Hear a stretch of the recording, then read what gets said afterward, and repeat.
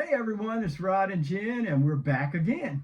Oh, I like that. That rhymed a little bit. Oh yeah, we Yeah, used to say I wasn't planning Rod that. and Jen did it again. So Well, now we're saying we do that with Rod our, and Jen are back again. well, we do that when we do deals with our clients, and we'll Hey, help maybe them out. we We would need say like Rod and a Jen did it maybe again. we need like a music intro. I don't know, maybe we do, but maybe we need to get someone famous to write it for us and sing it. That would be even better. Who you know?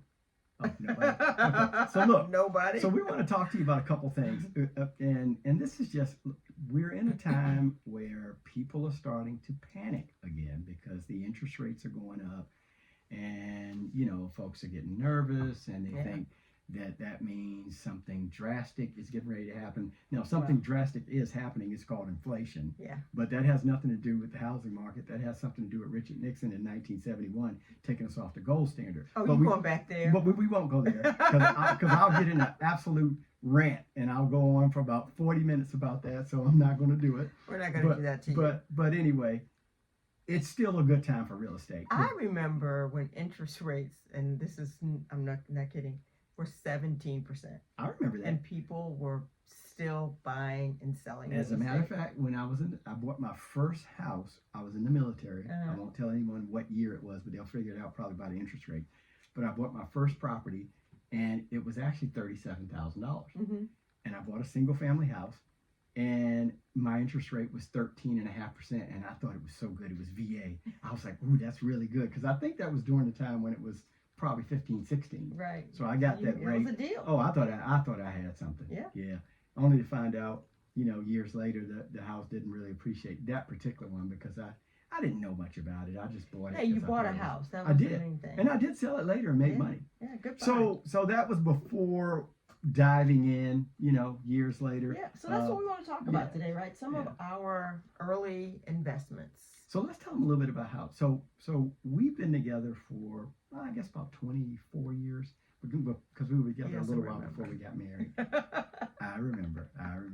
I don't forget anniversaries and birthdays. I'm not that stupid.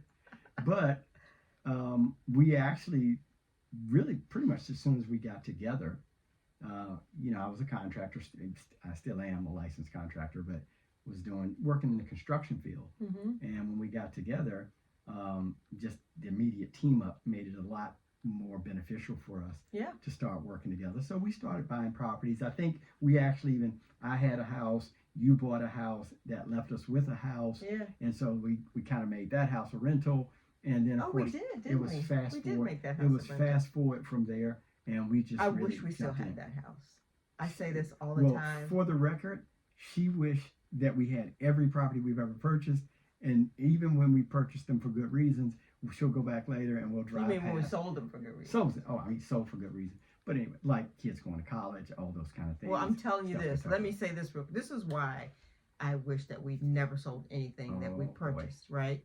So if you look at the history of how home prices you can go back to 1961. The average house was $17.8 thousand. It was $17.8 thousand. That's a good year. That same house today is like $465,000. Don't you wish so you had two when of we those? first started investing, it was, I don't know, early 2000s, late 90s or whatever. Yeah, late 90s. And we bought our condo, and it was in a very, very, very high end area. We went to an auction. We went to an auction. That was back in the day where they actually held auctions live, so this in is pretty person, exciting. in a big room in a hotel. So we need to tell about this. So we went to this auction up in Washington D.C.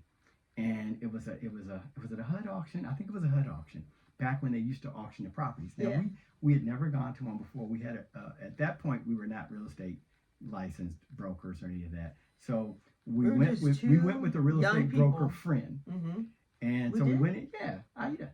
So she was there too? So you can't buy. You couldn't buy without an agent. Oh, Okay. So anyway, that's right. So we went there, and we went in, and of course, you're supposed to have your money and all this stuff. So we had looked at a whole bunch of properties, and it was a huge list of properties. Yeah, it was. So we had picked off all the low-lying fruit, little stuff, properties that was saying 10,000, 20,000. We're like, we can get that. So we were thinking about what we had enough for. Yeah. And so lo and behold, we bid, and people. No, wait, you got to tell them what the environment was like. Oh, it was. So we walk into this. It was like Barrett Jackson on steroids. It was hotel banquet room, right? Yeah, it was. And there was was in a big rows hotel, like and rows and rows of chairs, and so we kind of scooted in and found our seat, not knowing what we were doing. And the auctioneer's going at it, and he's yeah, that thing. And of course, the people were doing, we were like, and we're looking at each other you going. can get hooked in that too, because you'll start bidding on stuff. So we you don't waited. even know what it is. We waited until the property that we thought we were going to bid on. We waited for it to be announced. Come up on the screen. They will put it up on the screen. Yes, they put it on the screen, and so here it comes. We're like, oh, we're ready, not knowing that 20 other people wanted the same house. And we just kind of shrunk down in our seats, like, oh, well, there's no way we're getting that one. Yeah. But then. Yeah, fast forward on the story, one came up, and we'll never forget, this was our first auction win. And we bought a property in a condominium, believe it or not, it was a condo, in a high rise, in an area Have you guys ever heard of McLean, Virginia? Yeah, Tyson's Corner? Well, this one was, this was the one on 4 Mile Run. This wasn't the Tyson, I'm talking about that one. Anyway. So we bought this property. Okay, yeah, maybe you're right. Maybe that was it. That was it. So we bought this. So we bid on it. I think what we get it for Arlington. So that's just as $14,000. Something super cheap. So we get this property for $14,000, and at that point we can't. We didn't have any money.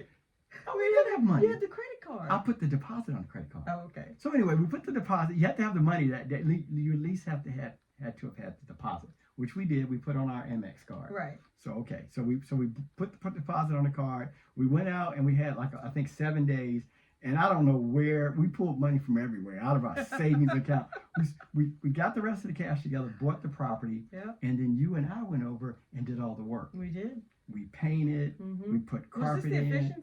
Yeah, and then we put a Murphy bed in. Yeah. Anyway. Have you guys ever heard of a Murphy bed?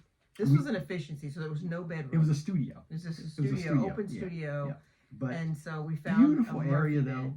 We got the property, did the reno, and then you remember how we sold the property? We actually made up flyers and put them out at the bus stop.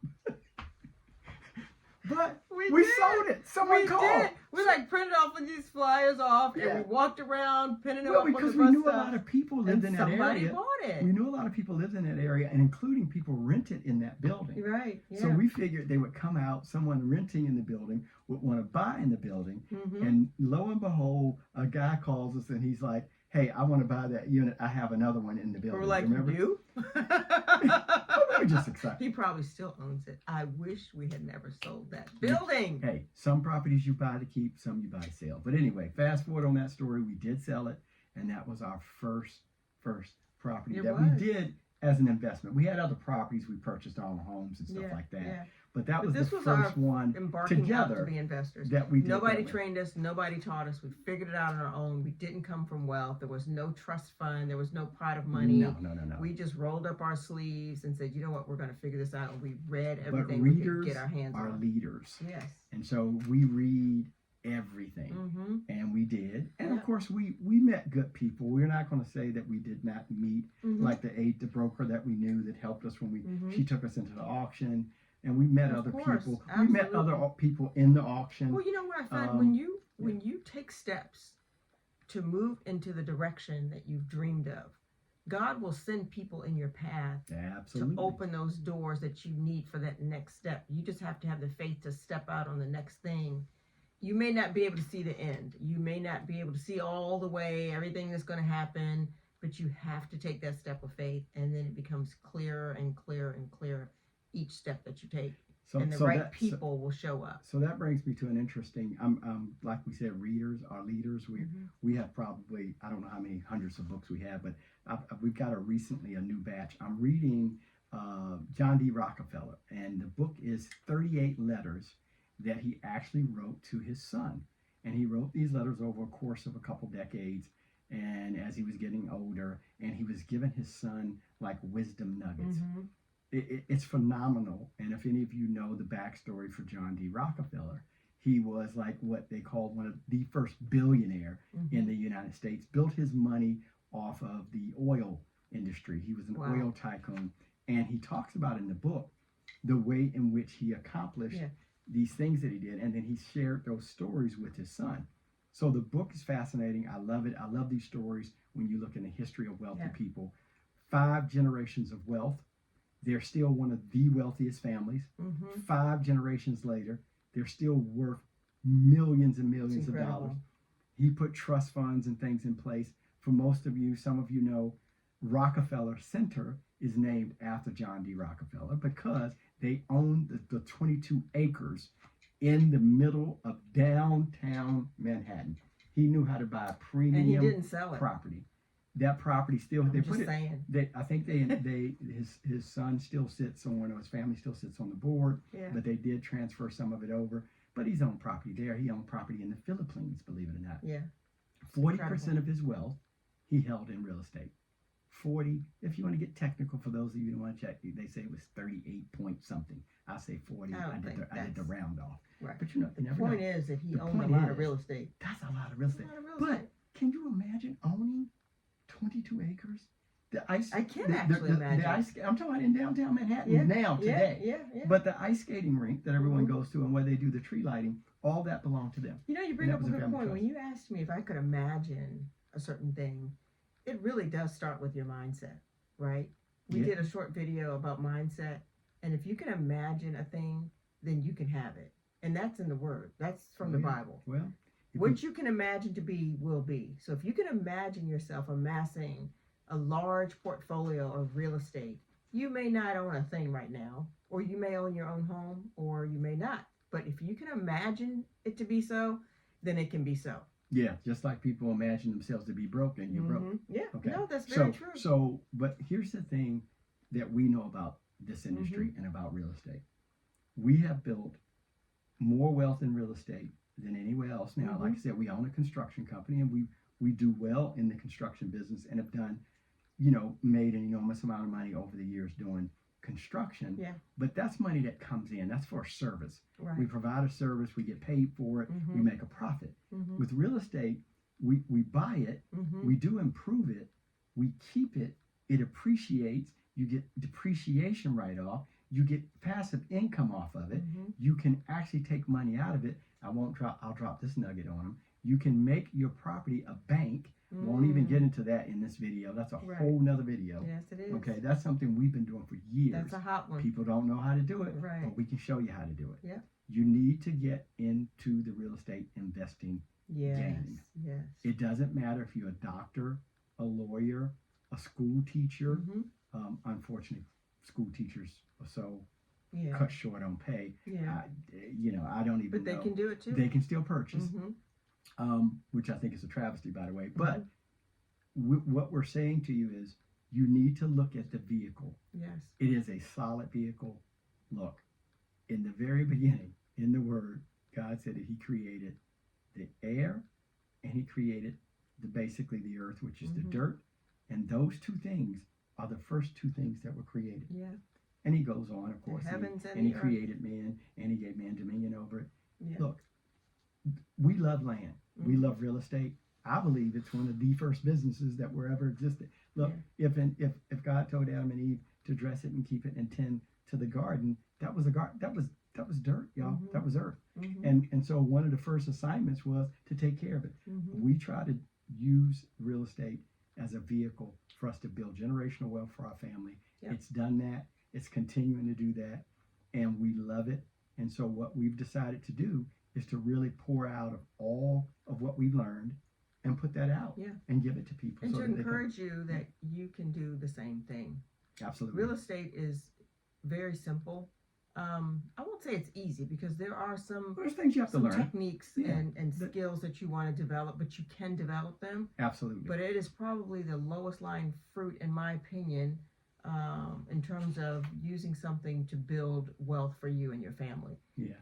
And the benefits are just The enormous. benefits are The amazing. benefits are enormous. So you and you're providing housing for people. That's the other beautiful part about it is that when you invest in real estate, you're building your portfolio. Yes, you're getting cash flow. Yes, you're getting a depreciation benefit. Yes, you're paying down your principal. Yes, you have a tenant that's paying down your principal. But you're providing housing for that tenant. Absolutely. There's a shortage of housing right now. And so when we have a property come up for rent and we have a myriad of people apply and we can provide housing for a family, it makes us feel good. Makes them feel good. They have a safe, nice place to live.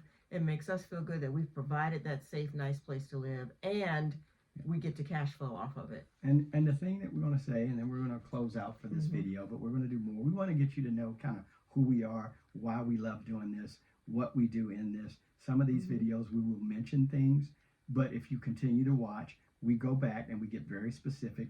We do train, we coach, we teach. We've got programs, we've got books, we've got things. So we don't come on to do this about us selling anything, but we come on to do it to let you know that we're real people that have done this, just like and you. It's been really, really good to us, and we know the benefits. So we speak from a personal perspective into other people's lives to tell them it's possible. You don't have to necessarily leave your full-time job. Some people might want to. You can create enough income in real estate, you can transition over to become a real estate professional. And we'll teach you the right way, not the quick, fast, hurry up, get rich quick scheme. Now, getting rich should be done. It can be done quickly because it's easier to make a lot of money fast than it is to make a little bit of money over a long period of time. Absolutely. So we'll teach you how to build, but to build the right way, in the way that you'll be knowledgeable and skilled, and you'll hone in on your skill. Even when the interest rates are high. Even when the interest so rates are high. So don't let that stop you. There's still a housing shortage. It's still a good time to buy. We buy all the time. We buy regardless of what the interest rate is. We're looking for a deal right now. We're always looking for a deal. We love deals. We'll introduce you to Zoe one day. She's our bulldog, and she sniffs out deals. We put her in the car, and we drive her around with us, and she looks out the window, and she sniffs out deals for us. So, look, we've enjoyed I wish it was that easy. We've enjoyed our time talking to you and bringing you this information. We hope that you like the video. Like the video, let us know, reach out, get in touch, find out what we have going on, and we'd love to see you in an upcoming Zoom meeting or a webinar or any of the things that we have that's happening. So God bless you, and we hope that you become an investor soon.